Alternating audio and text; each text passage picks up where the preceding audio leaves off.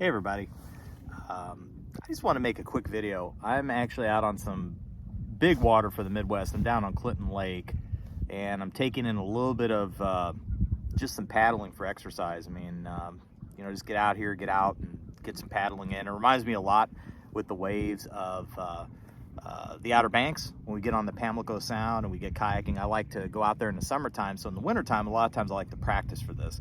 And that leads me to this message I want to put out. I don't put out a lot of videos, but I want to put this one out.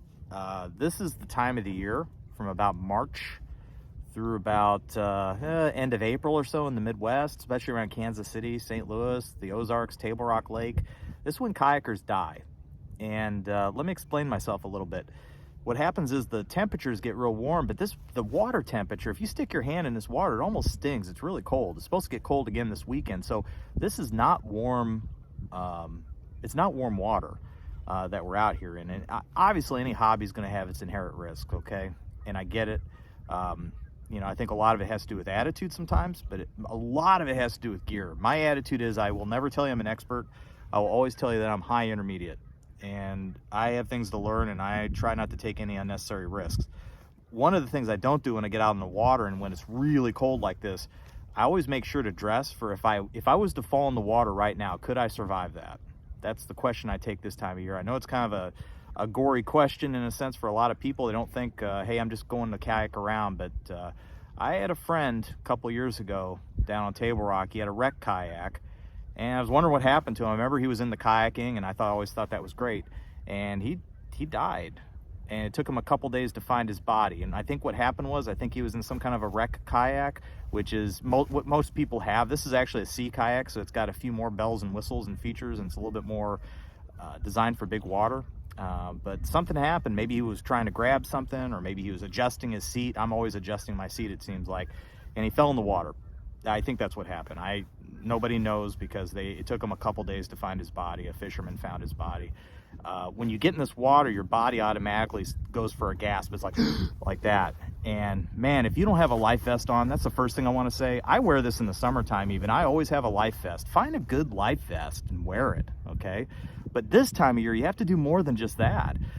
If you see this is a dry suit, and this is a Kokatat dry suit. Something that's going to keep your body from getting totally wet. I have thermal underwear on underneath this, and I have thermals underneath it.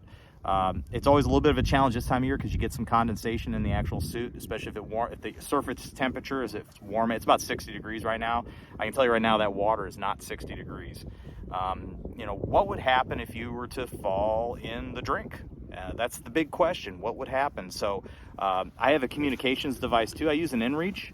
And it's a satellite communicator. A lot of people have these. I understand that these things are, they're not in everybody's budget, and I get that. It's one of those deals where I've always chosen to invest in this stuff because I believe in it. I do this a lot. So, I like having that communication device. So when I send out a signal, my wife Michelle knows that I'm in, and if I ever did fall in, if I was able to hit the SOS, right? They'd be able to find me, and she would be called. The other thing is, even if I wasn't able to hit the SOS, I've got a life vest on, and so I'm probably going to float. I'm not going to be comfortable. I'm going to be cold, but I'm probably going to float.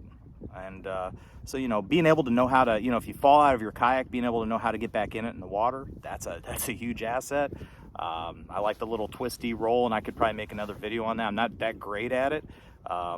I'm going to have different options, but I think I'd be able to find a way to get back in the kayak. I've tried it a few times, been able to get back in it, but obviously that's not the desired outcome. Now, the other thing, if you notice on my gear behind me, I've got an extra set of paddles. So I keep an extra set of paddles in case I don't want to be up, shit creek without a paddle, right? So if I lose my paddle, I've had them get out of my hand before. I always have a set of paddles.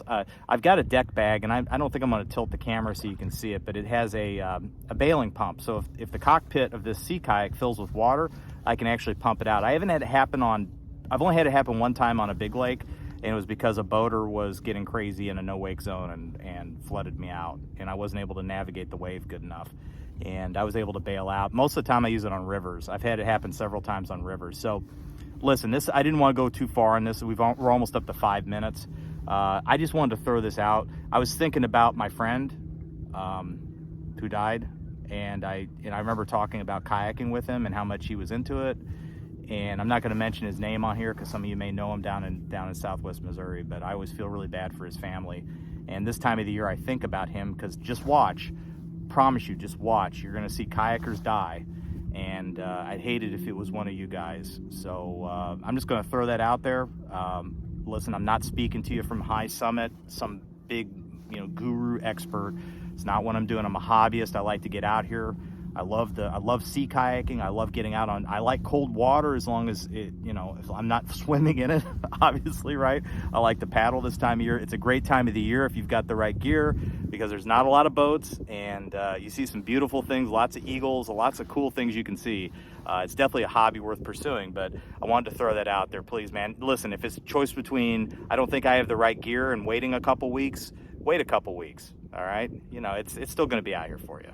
Okay, it's still gonna be out here for you. But anyway, that's the video. I feel kind of goofy even making this video, but it was on my heart. I was thinking about this gentleman and his family this morning. I was thinking about how much I love kayaking and some of the inherent risks when I was talking to a friend here in Kansas City today. So I decided, hey, let's just put a video out there and just see what happens. Guys, safe paddles. See you soon.